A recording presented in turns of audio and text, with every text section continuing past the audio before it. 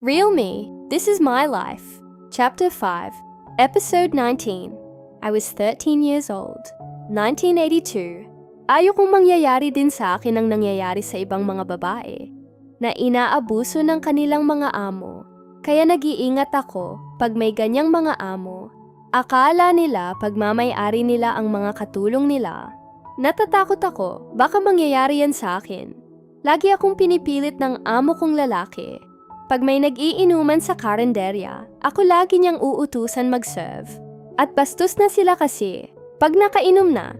Kaya sabi ko kay auntie, na maghanap na lang kami ng ibang trabaho. Kasi, di na ako komportable dito sa pinagtrabahuan namin. Pero sabi niya sa akin, Okay naman dito, makakain tayo ng tama, may matutulugan tayo. Mabait naman sila para sa akin. Magsiserve ka lang naman, hindi ka naman ginagalaw.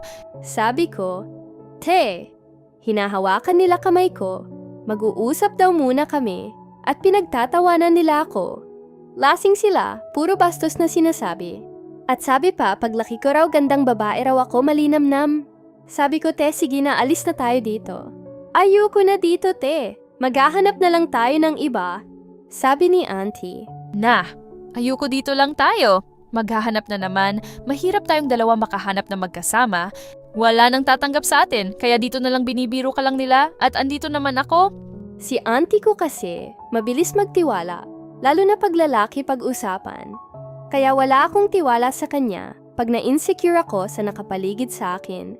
Sa aming dalawa, minsan nga, siya pa yung binabantayan ko, na kahit parang binabastos na siya, tatawa pa rin siya.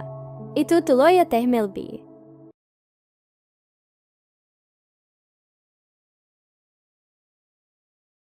Sa ibang mga babae na